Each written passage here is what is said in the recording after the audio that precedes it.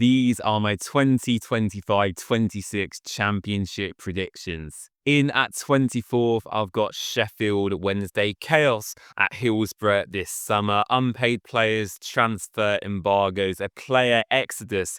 The only positive so far is that Barry Bannon has agreed to stay put. I really hope you get your issues resolved sooner rather than later. But only one team could take this spot, and unfortunately, it is the Owls. Sheffield Wednesday in at 24th. Next up is Preston North, and I feel like they've been flirting with relegation for quite a while. They come close last season. I feel this year could be the time they make the trip down to League One. The project as a whole doesn't excite me greatly. The transfer window hasn't been particularly good either. I think this could be their year. Preston in at 23rd. This was a hard one for me to choose, but I've got Hull City in at 22nd. They've got a few good talents with Ryan Giles and Abu Kamara, the standouts for me. Similar to Sheffield Wednesday, they have issues at board level, and that's clearly been affecting them this summer. It could be tight, and they could very well avoid the drop, but I've got Hull in at 22nd. Charlton back in the Championship. It's fair to say I dislike Nathan Jones greatly. It's almost like playing Luton again, given the amount of former Hatters players they've brought this summer. Big money signing Charlie Kelman comes in with a lot to prove as well. He scored plenty of goals in League One last season. Can he translate that to Championship level? I do think, though, they've recruited smartly in the summer window, and I'm back in Charlton to stay up this year. 21st for Charlton. Wrexham. Look, I think for me, this was a difficult one to call. I've gone with 20th because I feel the business they've done so far is smart, but it's also a short-term strategy. A lot of the players they've signed, at least on the outside looking in, seem to be of an older age and for very high transfer fees as well. And long-term, that isn't very sustainable. I feel they should invest in youth, potential, and hopefully consolidate this season in the Championship to build again in the next couple of years in the race for Premier League promotion. I've got Wrexham in at 20th. Oxford United, they achieved their goal of consolidating in the Championship last season after getting promoted from League One. There doesn't really seem to have been many exceptional signings so far this summer, with the focus very much on retaining key assets. Gary Rowett is also a manager I really highly rate as well. I'm excited to see if they can push any higher this season. A 19th place finish for Oxford is what I predict.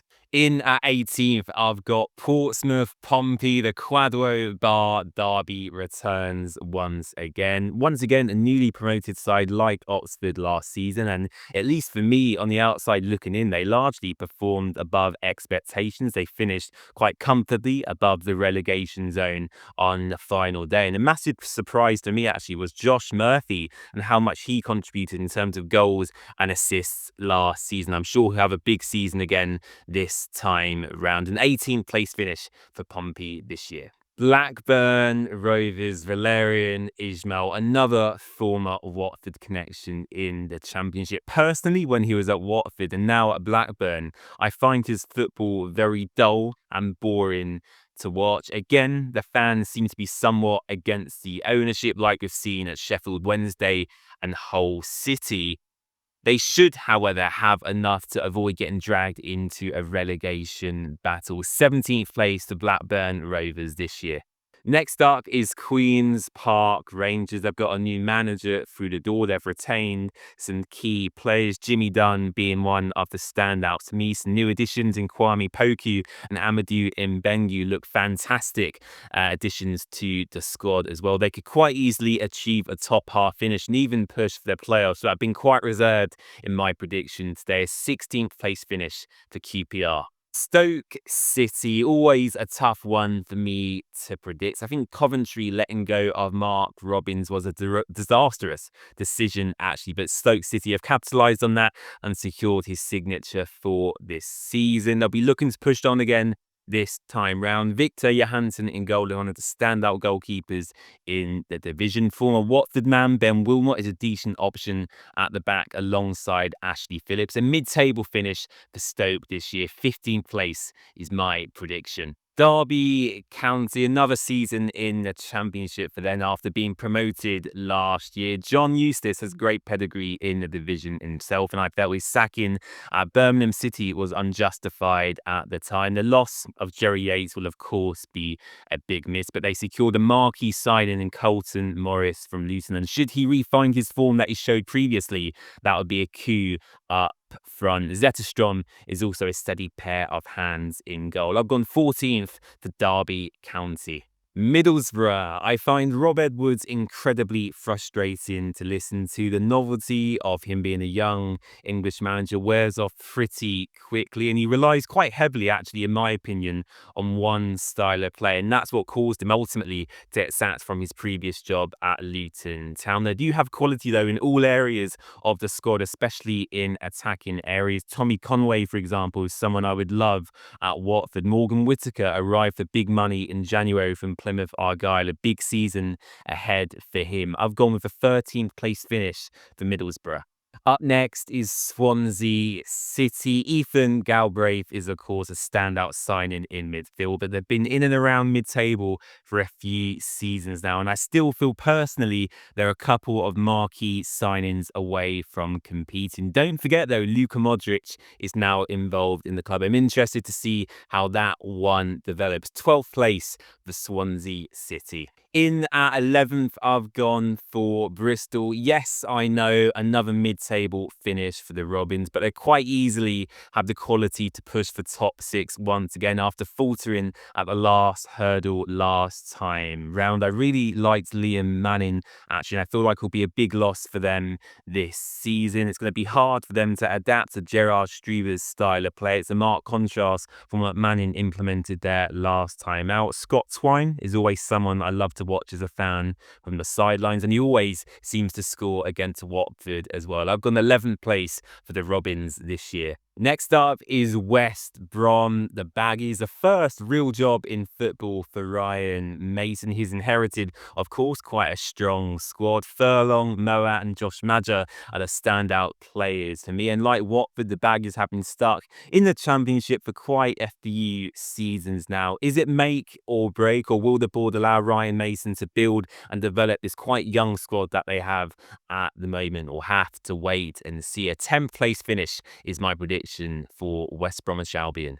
Millwall, always a very underrated side, actually, and of course they have fantastic home support, some of the best actually in the Championship, you could argue. Only missed out on the playoffs by 2 points last season. Japit Tanganga is a brilliant centre-back defensively. Josh Coburn also joining this summer strengthens that attack as well. I'm interested to see what happens at the Den this year. 9th place for Millwall is my prediction. Okay, we're on to my own team now. Watford Football Club, the Hornets. Look, I think for me, it's really make or break for our owner now. Towards the end of last season, especially after the sacking of Tom Cleverley, I've never seen so many fans turn against him like we did. He'd come out in the summer issuing a statement, a sign of intent that he wants to at least achieve the playoffs this season, and he's made some statement signings, especially in Nestri Irankunda from Bayern Munich and Hector Cipriani on a free transfer from Peterborough as well. Some defensive reinforcements have come in Mark Bowler and James Abankwah, along with Caleb Wiley coming back once again on a season-long loan from Chelsea. Will that be enough for the playoffs? I'm not so sure, but I do think we'll see a marked improvement on last season. An 8th place finish for the Hornets is my prediction. Leicester City up next. This could quite possibly be a terrible call by me, but I do feel their squad needs a large overhaul, especially with some long-standing players sitting on quite hefty Premier League contracts. They still ultimately have one of the standout squads in the division and could quite comfortably challenge for the playoffs and automatic promotion. James Justin, Mabadidi, Patson Daka are all capable of causing carnage in this division. Marty Cifuentes has also joined Leicester this summer. I'm interested to see what he can do with a squad of much better quality compared to what he had at Queen's Park Rangers. 7th place is my prediction for Leicester City. Up next and in the playoffs, I've gone with Coventry City. There's just something about Frank Lampard I personally really like. I could have got this totally wrong, of course, but they have massive ambitions at the CBS Arena, and signing Matt Grimes in January really transformed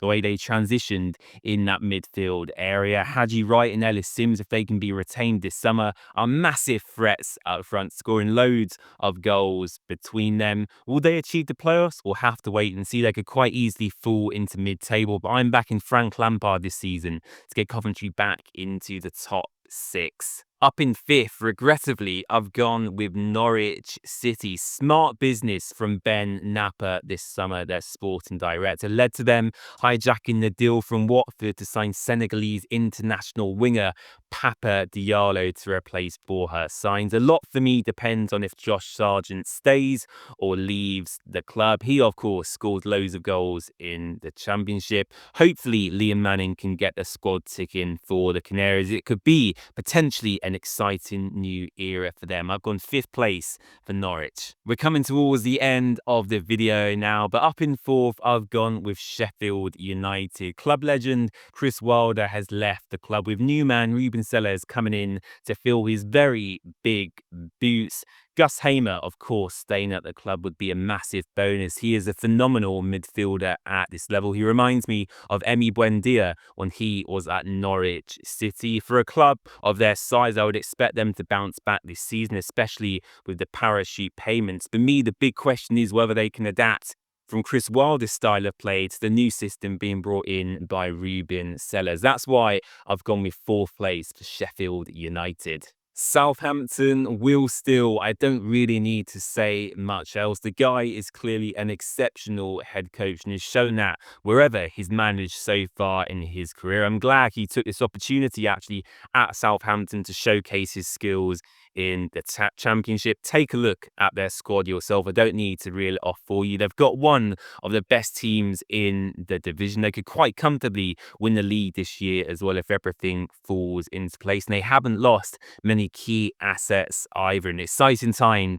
to be a Saints fan. 3rd place for them in the Championship. Up in 2nd and in one of the automatic promotion spots, I've got the Blues, Birmingham City. Now, I could come back to regret this, and it's quite possibly the most controversial prediction of this video, but the ambition shown by Tom Wagner and Tom Brady so far is nothing short of astonishing, not only with the playing squad, but also the plans to redevelop the stadium and also contribute to the local community as well through schemes and transport links too. They've got big fans, they're a big club, and they've got big ambitions. Back-to-back promotions, we'll have to wait and see. 2nd place for Birmingham City is my prediction. And up in top spot, 1st place in the Championship and winning the lot, I have Kieran McKenna's Ipswich Town. I don't need to say too much here. I just think this makes logical sense. They're a well-run club. They've got a stable environment, most importantly, as well. And the exposure to Premier League football in what has already been quite a tight-knit group with some good additions so far this summer will do them the world of good. 1st place at Ipswich and winning the division is my prediction. Let me know your thoughts and everything I've discussed in the comment section down below.